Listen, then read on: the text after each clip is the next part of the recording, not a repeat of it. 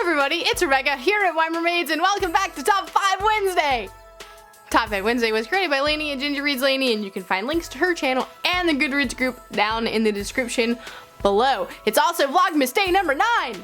So today's Top 5 Wednesday topic is our top 5 favorite retellings, and I have 5 in an honorable mention because we know that I can't follow the rules. So my honorable mention is The Chronicles of Narnia by C.S. Lewis. I'm including this one because although it's not a direct retelling, it is an allegory for the Bible, basically. And I remember taking British literature up to 1800 while I was in college, which, bad choice. I should have done the 1800 to the present, but I didn't want to do Dickens. I should have just done it. I should have done it. Anyway, so we read Paradise Lost, which, you know, is reinterpretation of the Bible, so you could also include that one. But I have never actually read the Bible, but I have read the Chronicles of Narnia, and this actually really helped me understand a lot of the concepts and themes and moments in Paradise Lost because I had read the Chronicles of Narnia. So I wanted to throw this one out there because it is really good, and it shouldn't throw you off if that's like not your thing. That's okay, but it's more accessible, I think.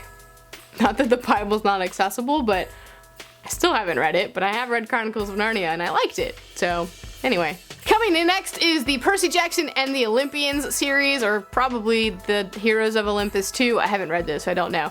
But those are a retelling of just Greek myths and Greek legends, and I love that. I think it's really interesting. I think it's great that those stories brought kids into liking that more, like they're really interested in Greek mythology, and I feel like they weren't beforehand. Maybe that's just me, but I really liked it. It puts it in a fun way for people to read, and I ate them up. Next up is the King Raven trilogy by Stephen Lawhead, and this is a retelling of Robin Hood set in Wales during the, I think it's the Anglo-Saxons and the Normans, I think. Don't know my British history, I'm sorry. Tell me what it is in the comments. So anyway, but he's Welsh instead of British, and it's really good. The Hood is the first one. I've talked about it before, so anyway, if you like Robin Hood, you should check this out. Next up is Wicked by Gregory Maguire. There's also Son of a Witch and A Lion Among Men, and then there's one more, but I don't remember what it's called. Out of Oz? I think it's Out of Oz. And so this is the reinterpretation of Wizard of Oz, and told from the witch's perspective rather than Dorothy's perspective, and it gives you a whole backstory on Elphaba, which is the Wicked Witch of the West, and Galinda, and it's really good. It's really good. It makes you question the nature of good and evil, and what is good and what is evil, and who actually is evil in this story. And it's the basis for the magical musical. This wouldn't be a retellings list without including the Lunar Chronicles by Marissa Meyer. This is Cinder, which is a retelling of Guess It. If you guess Cinderella, you're right. I mean, look, it has a shoe on it. But Cinderella is a cyborg, and this takes place in China, which is where the original story of Cinderella actually originated, which is fantastic. I have not read the other books in the Lunar Chronicles yet because I'm really behind, but I did really like this one. I liked it more than I thought I was going to because cyborg threw me off. I don't know why, but it did. But I did really like it, so you should check it out if you haven't done so already. If you like Cinderella, I mean, it's Cinderella, so you know what it is, but it's still really good. And finally, my last pick for this week is a reinterpretation or a retelling of Pride and Prejudice, and that is Bridget Jones' Diary by Helen Fielding.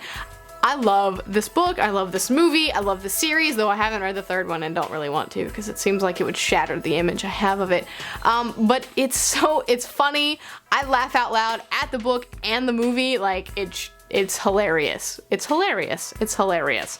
So, yeah. If you haven't read it or seen it, you definitely should, because it takes Pride and Prejudice and puts it in a modern day setting in England, which it should be, right? It should be. And I mean, they make fun of the movie because they put Colin Firth is Darcy, and in the movie he is Darcy and he played Darcy, and it's really funny, and I really liked it, and it's just great. Well, that is it today for my top 5 favorite retellings. Let me know down in the comments below some of your favorite retellings, and that's it for me today. I'll see you tomorrow.